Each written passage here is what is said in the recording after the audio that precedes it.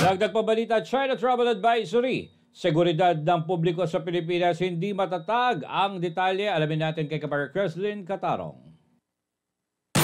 Dapat raw na palakasin ng mga Chinese nationals sa Pilipinas at maging yung mga nagbabalak na bumisita sa ating bansa ang kanilang security precaution. Base kasi sa travel advisory ng Chinese Embassy na nakapost sa kanilang website, unstable daw ang seguridad ng publiko sa Pilipinas. Dagdag pa ng embahada, madalas nakararanas ng interogasyon at pangaharas ang mga mamamayang Chino at negosyanteng Chino na nasa Pilipinas mula sa mga law enforcement agency ng bansa. Nakasaad pa rito na ang mga pampulitikang rally, marcha at demonstrasyon ay lubhang tumataas sa iba't ibang lugar at ang mga panganib sa seguridad na kinakaharap ng mga mamamayang Chino at mga institusyon nito sa Pilipinas ay tumataas din. Kaya naman pinaalalahanan ng Ministry of Foreign Affairs at ng Chinese Embassy at Consulate General ang mga mamamayang Chino sa Pilipinas na bigyang pansin ang lokal na sitwasyon ng seguridad sa lipunan. Nagpaalala rin ang embahada na palakasin ang mga security precaution at emergency preparedness, bawasan ang mga unnecessary outing at iwasan ang mga politikal na pagtitipon, gayon din ang mga matataong lugar. Pinayuhan din ng embahada ang mga mamamayang Chino na sundin ang mga lokal na batas at regulasyon at mag-ingat na mahulog sa mga security trap.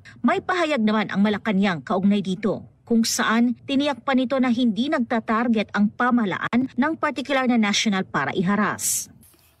Ang kanilang travel advisory ay it's just a normal consular function of China.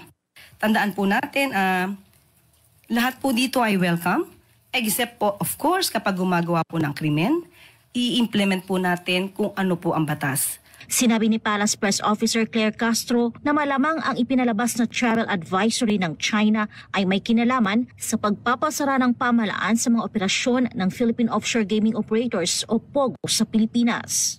Malamang po nasasabi po nila ito dahil sa ating pagpapatupad dito sa POGO na dapat ay mawala na sa atin at karamihan po dito ay mga Chinese nationals.